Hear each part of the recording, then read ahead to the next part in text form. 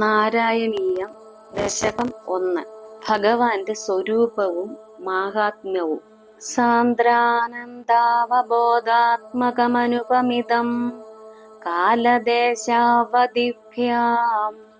നിർമുക്തം നിത്യമുക്തം നിഗമശതസഹസ്രേണ നിർഭാസ്യമാനം അസ്പഷ്ടം ദൃഷ്ടമാത്രേ പുനരുരുപുരുഷാർത്ഥാത്മകം ബ്രഹ്മതത്വം തത്താവത് ഭാതി സാക്ഷാത് ഗുരുപവനപുരേ ഹന്തഭാഗ്യം ജനാനാം.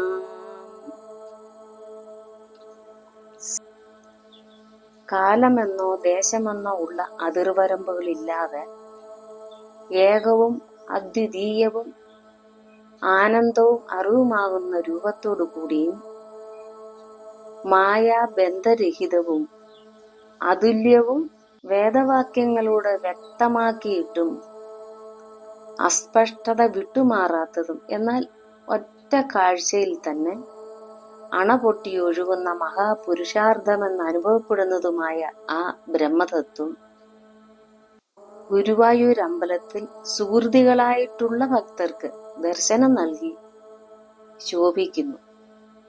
ഹാ, ജനങ്ങളുടെ ഭാഗ്യം തന്നെ. ശ്ലോകം 2. ഏവം ദുർലഭ്യവസ്തുന്യപി സുലഭതയാ ഹസ്തലബ്ധേ യദന്യത് തന്വാ വാചാ ധിയാ വാ ഭജതി ബദ ജനഃ ക്ഷുദ്രതൈവ സ്ഫുടേയം ഏതേ താവദ്വയം തു സ്ഥിരതരമനസാ വിശ്വപീഡാപഹത്यै നിശേഷാത്മാനമേനം ഗുരുപവനപുരാധീശമേവാശ്രയാമഃ. ശ്ലോകം 2 അർത്ഥമാണ് പറയുന്നത്. ബ്രഹ്മമെന്ന ദുർലഭമായ കാര്യം എന്ന് പറഞ്ഞാൽ കിട്ടാൻ പ്രയാസമായിട്ടുള്ള കാര്യം ഇത്രയും സുലഭമായി ലഭിച്ചിട്ടും ജനങ്ങൾ ശരീരം കൊണ്ടോ വാക്കുകൊണ്ടോ മനസ്സുകൊണ്ടോ മറ്റ് ചിലതിനെ ഭജിക്കുന്നത് കഷ്ടം തന്നെ. നാരായണഭട്ട തിരുപ്പാടാകട്ടെ ഇപ്പോൾ എങ്ങനെയാണെന്ന് ചോദിച്ചാൽ കൂടുതൽ ഉറച്ച മനസ്സോടെ എല്ലാ പീഡശാന്തിക്കായി എന്ന് പറഞ്ഞാൽ സർവ പീഡകളും മാറ്റുന്നതിന് വേണ്ടി സകലാത്മാ സ്വരൂപനായ ഗുരുവായൂരപ്പനെ തന്നെ ശരണം പ്രാപിക്കുന്നു. ശ്ലോകം 3. സത്വം യത്തത്പരാഭ്യാം അപരികലനതോ നിർമ്മലം തേന താവത് ഭൂതൈർഭൂതേന്ദ്രിയൈസ്തേ വപുരിതി ബഹുശഃ ശ്രൂയത്തെ വ്യാസവാക്യം തത്സത്യത്വാത് യദച്ചാദിത പരസുഖചിത് ഗർഭനിർഭാസരൂപം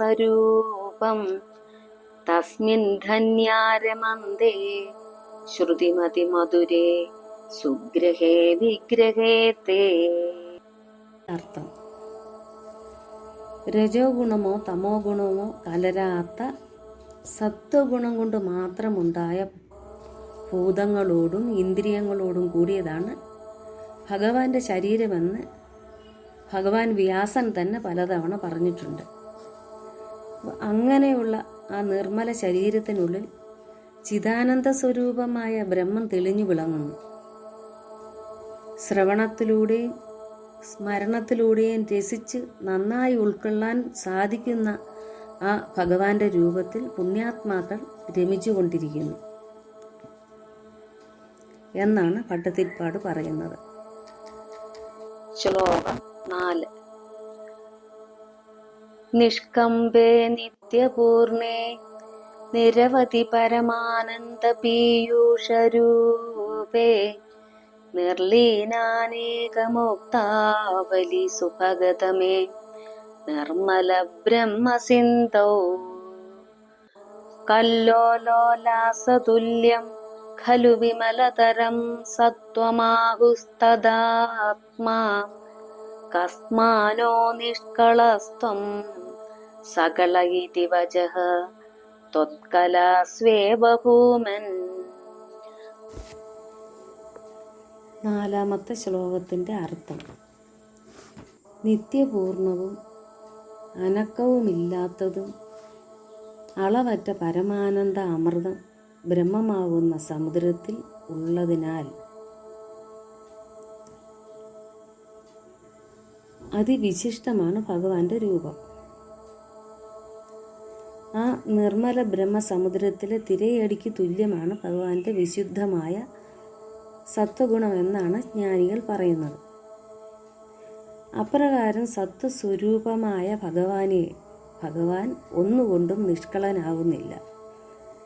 എങ്ങും നിറഞ്ഞു നിൽക്കുന്ന ഭഗവാനെ സകലൻ എന്ന വാക്ക് തന്നെ ഭഗവാന്റെ അംശാവതാരങ്ങൾക്കുള്ളതാണ്. ഇങ്ങനെയാണ് നാരായണ ഭട്ടതിരിപ്പാട് പറയുന്നത്. ശ്ലോകം 5. നിർവ്യാപാരോപി നിഷ്കാരണമജ ഭജസേ യത്ക്രിയാമീക്ഷണാഖ്യാം തേനൈവോദേതി ലീനാ പ്രകൃതിരസതി കൽപ്പാൽപി കൽപ്പാദികാലേ തസ്യ സംശുദ്ധമംശം കമപി തമതിരോധായകം സത്വരൂപം സത്വം ധൃത്വാ ദദാസി സ്വമഹിമ വിഭവാകുണ്ഠ വൈകുണ്ഠരൂപം. അർത്ഥമാണ് പറയുന്നത്: ഭഗവാനെ അങ്ങ് ചേഷ്ടാരഹിതനാണെങ്കിലും എന്ന് പറഞ്ഞാൽ ഒരു പ്രവൃത്തിയും ചെയ്യാത്തവനാണെങ്കിലും ഒരു കാരണമില്ലാതെ ഈക്ഷണം എന്ന് പറഞ്ഞാൽ ഈ നിമിഷം എന്ന ചേഷ്ടയെ എന്ന് പറഞ്ഞ പ്രവൃത്തിയെ ആശ്രയിക്കുന്നു. അതുകൊണ്ടാണ് ഇല്ലാത്തത് എന്ന് തോന്നിക്കുന്നത് എങ്കിലും ഭഗവാനിൽ ലയിച്ചു കിടക്കുന്ന മായ കൽപ്പാരംഭത്തിൽ എന്ന് പറഞ്ഞാൽ പ്രളയത്തിൻ്റെ ആരംഭത്തിൽ ഉദയം കൊള്ളുന്നത്. സ്വന്തം മഹിമ കൊണ്ട്, തൻ്റേതായ മഹിമ കൊണ്ട് എന്നാണ് സ്വന്തം മഹിമ കൊണ്ടെന്ന് പറഞ്ഞത്.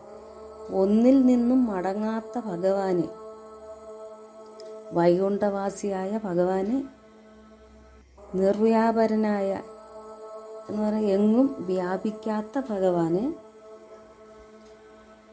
ആ മായയുടെ സംശുദ്ധവും സത്വഗുണരൂപവുമായ അംശം ഉൾക്കൊള്ളുന്നു. ഹരിയോ.